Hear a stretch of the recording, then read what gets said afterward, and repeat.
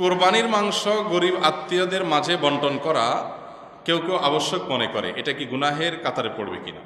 খুবই দরকারি একটা প্রশ্ন। এবং কোরবানির সামনে আমাদের কোরবানির গোশত, এটাকে আল্লাহ রাব্বুল আলামিন 3 ভাগে ভাগ করার জন্য আমাদেরকে উপদেশ দিয়েছেন। ফাআত'আমুল কানিআ ফাকুলু মিনহা, তোমরা কোরবানির গোশত নিজেরা খাও।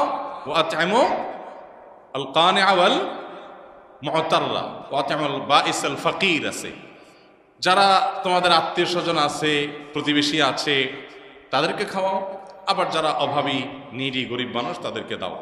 তার মানে নিজে খাবেন, আত্মীয় স্বজনদের মধ্যে হাদিয়া উপঢৌকন দিবেন, আর গরিব দুঃখীদেরকেও খাওয়াবেন। কিন্তু এই বন্টনটা এটা কোনো ফরজ বা ওয়াজিব না। এভাবে 3 ভাগে করতে পারলে ভালো, উত্তম। কিন্তু এটা যদি কেউ না করে তাতে কোনো গুনাহ হবে না। আমাদের সমাজে সমাজের ভাগ নামে একটা ভাগ কোরবানির ক্ষেত্রে প্রচলিত আছে। অনেক এলাকাতে এলাকার কিছু মোড়ল মাতবররা তারা সকল কোরবানির পশু থেকে একটা অংশ, যে 1/3 করে তুলে নিয়ে আসেন, অথবা 1/3 পুরোপুরি না হোক বাধ্যতামূলক একটা অংশ তারা নিয়ে আসেন। এনে তারা তাদের মতো করে পুরো এলাকাতে বন্টন করেন। অনেক এলাকাতে যে কোরবানি দিয়েছে তাকেও দেয়, যে দেয় নাই তাকেও দেয়।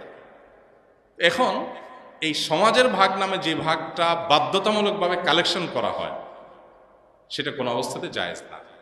যদি বাধ্যতামূলকভাবে করা হয়, যদি জোরপূর্বক করা হয়। এখন আমার কোরবানির গোশত আমার কাছে নির্দিষ্ট কিছু গরিব আছে জানাশোনা, আমি তাদেরকে একটু দেব, কোনো গরিবকে একটু বাড়ায় দিব, কাউকে একটু কমায় দিব।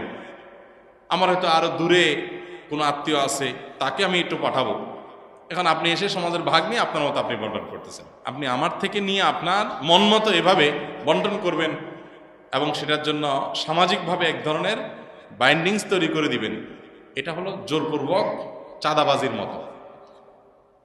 আমাকে আল্লাহ রাব্বুল আলামিন আমার সম্পদ দান করতে বলছেন, আমি সম্পদ দান করব, দান করলে আমি সওয়াব পাবো। আল্লাহ আমাকে উৎসাহিত করেছেন। এখন সমাজ থেকে যদি আমার কাছ থেকে বাধ্যতামূলক দানের টাকা নিয়ে যাওয়া হয়, নিয়ে তাদের মতো তারা গরিব মানুষকে দেওয়া হয়, ব্যাপারটা কেমন হবে?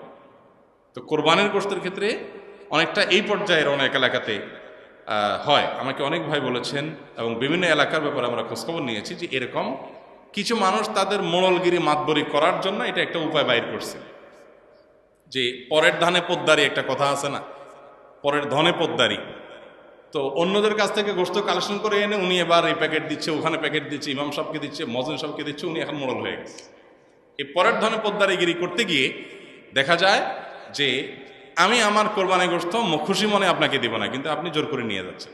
সিস্টেম দিতে হবে, উপায় নেই। জোর করা বলতে কি টানাটানি করা লাগে না, সিস্টেমটাই এমন করা হয়েছে যেটা না দিয়ে কোনো উপায় নেই।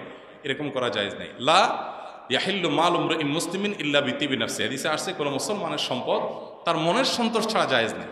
এক্ষেত্রে সমাজের ভাগ দিতে গিয়ে যদি কারোর মনের ভিতরে উসফুস থাকে, কেউ হয়তো নিজে একটু বেশি করে রেখে খাবে, তো সে রাইট তো আছে, শরীর তো তাকে বাধ্য করে না, কিন্তু আপনি তো তার কাছ থেকে জোর করে উঠে নিয়ে আসছেন।